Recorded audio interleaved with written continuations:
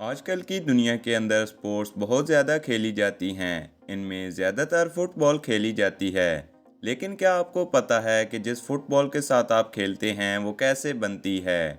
आज की इस वीडियो के अंदर हम आपको बताएंगे कि फैक्ट्री के अंदर फुटबॉल को कैसे बनाया जाता है। फुटबॉल के अंदर सबसे पहले रबर की ट्यूब बनाई जाती है, जिसके लिए एक रबर शीट को लिया जाता है, जिसको वर्कर एक खास शेप के अंदर फोल्ड करता है और मशीन के अंदर रख देता है। जिसके बाद वो मशीन इस शीट को काट देती है। फिर वर्कर इस ट्यूब के होल पर एक ग्लू लगाता है, जिसके अंदर एक वाल्व लगाया जाता है, जिसकी मदद से ट्यूब के अंदर हवा भरी जाती है। उसके बाद एक और वर्कर उस ट्यूब को एक स्फेयर शेप की मशीन के अंदर रखता है और उसमें हवा भरता है, ताकि वो मशीन के अंदर फिट आ सके। फिर ये मशीन उस ट्यूब को 5 मिनट तक हीट करती है, जिससे वो फुटबॉल की शेप के अंदर कन्वर्ट हो जाती है। इसके बाद इस ट्यूब को एक स्पिनर के ऊपर रखा जाता है, जिस पर इसको नायलॉन के धागे में लपेटा जाता है, जिसकी एक लेयर बन जाती है और वो अपनी शेप में मजबूत हो जाती है। और ये धागा इसको अपनी शेप के अंदर मेंटेन रखता है। बाल के बाहर वाली साइड के लिए natural rubber, colour synthetic rubber, magnesium carbonate और मिनरल ऑयल यूज किया जाता है। जब ये सब एक साथ मिक्स हो जाते हैं तो वर्कर इनकी मोटी मोटी शीट्स बना लेता है और इनको एक खास मोटाई में काट लेता है। उसके बाद इनको कई दफ़ा फोल्ड कर लिया जाता है।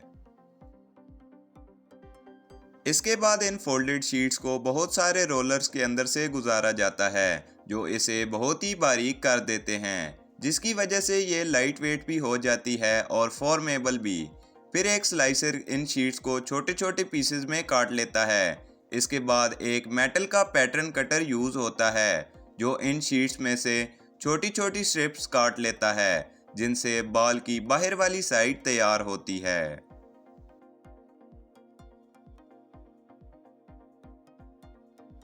फिर इन पीसेस को एक शेपर के अंदर रखा जाता है, जिसके अंदर ये एक दूसरे के साथ मिल जाते हैं और बाल की आधी साइड बनाते हैं।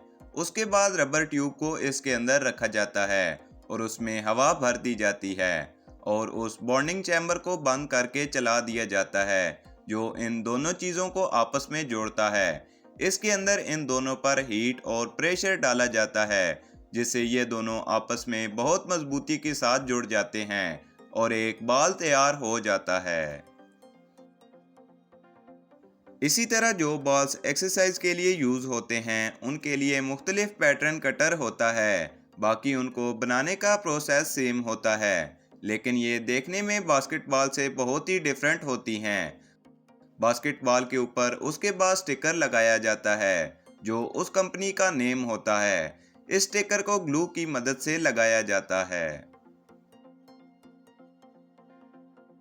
उसके बाद बाल को एक ऐसी मशीन में डाला जाता है जो इस पर पैटर्न बनाती है और उन स्टिकर्स को पक्का करती है। वर्कर बाल को उस मोल्ड के अंदर रखता है और उसमें हवा भरता है और उस मोल्ड को बंद कर देता है।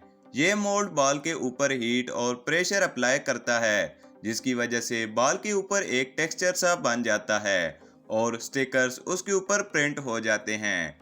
उन स्टिकर्स के ऊपर वाला प्लास्टिक उतार लिया जाता है। वर्कर उसके अंदर हवा भरता है जो उसमें से ज़ाया हो चुकी होती है, ताकि बाल को मुकम्मल गोल किया जा सके। इस सब के बाद बाल के ऊपर स्ट्रिप्स बनाई जाती हैं, जो कि वर्कर कलर की मदद से बनाता है। वर्कर ब्लैक पेंट से बाल के ऊपर स्ट्रिप्स बनाता है और बाल मार्केट में जाने के लिए रेडी हो जाता है। उसके बाद बाल के अंदर से सारी हवा निकाल दी जाती है, जिससे बाल पैकेजिंग के लिए तैयार होता है।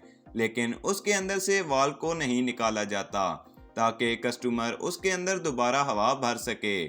उसके बाद बाल को पैक किया जाता है और इसको रिटेलर के पास शिप कर दिया जाता है और ऐसे एक बाल मार्केट में आपके पास रेडी होकर पहुंच जाता है।